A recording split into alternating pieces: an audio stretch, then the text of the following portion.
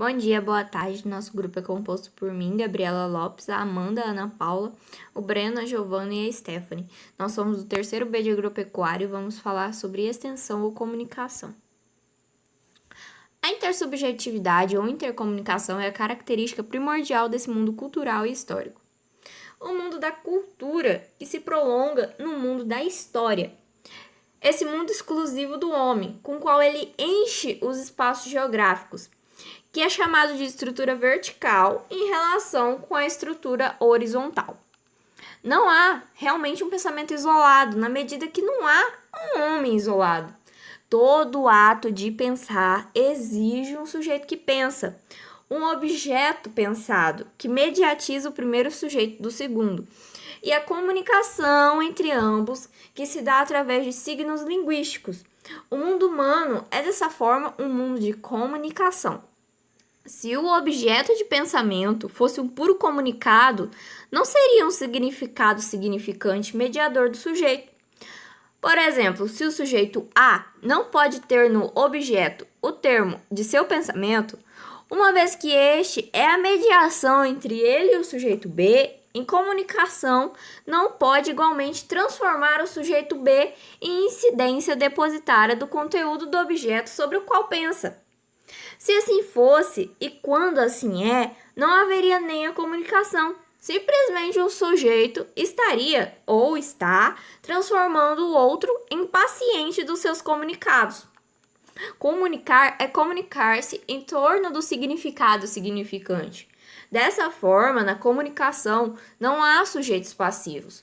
Os sujeitos cointencionados ao objeto de seu pensar se comunicam seu conteúdo, o que caracteriza a comunicação, enquanto este comunicar, comunicando-se, é que ela é diálogo, assim como o diálogo é comunicativo. Bom, se não há acordo entre signos, não há compreensão nem possibilita a comunicação. Isto é tão verdadeiro que entre compreensão, inteligibilidade e comunicação não há separação, como se constituíssem momentos distintos do mesmo processo. O significado passa a ter a mesma significação para ambos, e isso se dá na comunicação e intercomunicação dos sujeitos pensantes a propósito do pensado, e nunca através da extensão do pensamento. Só se comunica o inteligível na medida em que se é comunicável. Esta é a razão pela qual, enquanto o significado não for compreensível para um dos sujeitos, não é possível a compreensão do significado a qual um deles já chegou. Educação ou transferência de um saber. A educação é comunicação e diálogo na medida em que não há transferência do saber, mas sim o encontro de sujeito que buscam apenas um significado. Os planos fundamentais, segundo o autor. Estes atos se realizam em dois planos fundamentais.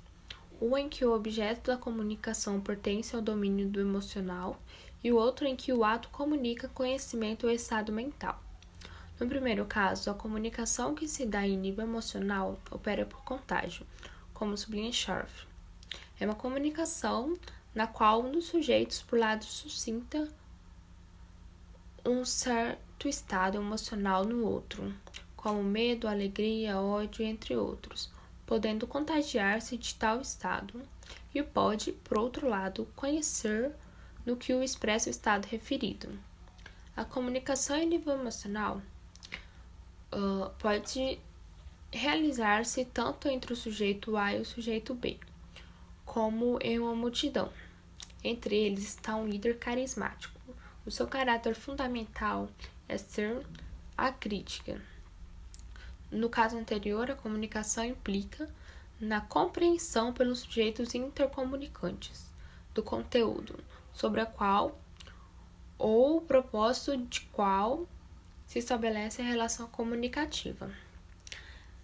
E a comunicação eficiente exige que os sujeitos interlocutores incidam sua admiração sobre o mesmo objetivo, como expressem através de signos linguísticos pertencentes ao universo comum a ambos, para que assim compreendam de maneira semelhante o objeto da comunicação.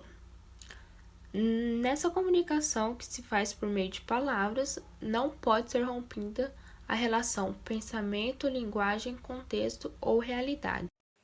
Bom, através da comunicação, o agrônomo pode exercer o seu trabalho, que será coparticipado pelos camponeses.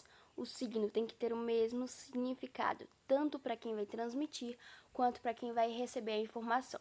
Na comunicação, há ainda aquele problema de adesão ou não adesão, a convicção expressa por um dos sujeitos comunicantes.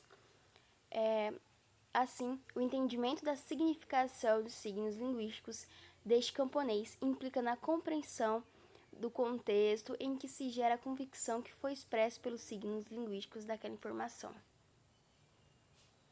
Bom, a convicção dos camponeses de caráter mágico é uma convicção em torno de suas próprias origens incipientes, e ela se choca com o significado técnico dos agrônomos, né?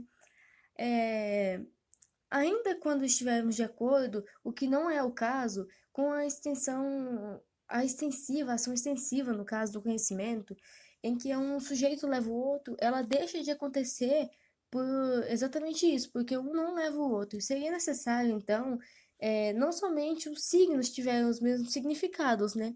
Mas também o conteúdo do conhecimento estendido e que gerasse um terreno comum aos polos da relação. Bom, os atos de invasão de cultura e manipulação há um só passo que já praticamente está dado, né? Há algo ainda que se deve ser considerado no processo da comunicação, de indiscutível importância para o trabalho do educador em suas relações aos camponeses. A relação de causa e efeito que os camponeses podem descobrir entre alguns signos e certos fatos nem sempre é a mesma para o agrônomo que os capta também. Em qualquer dos casos, seja diante de indicadores naturais ou de indicadores socioculturais, a comunicação entre o agrônomo e os camponeses pode romper-se se aquele inadvertidamente assume posições consideradas negativas dentro dos limites de cada um desses indicadores. Por último, parece-nos indispensável algumas considerações finais a propósito do aspecto humanista.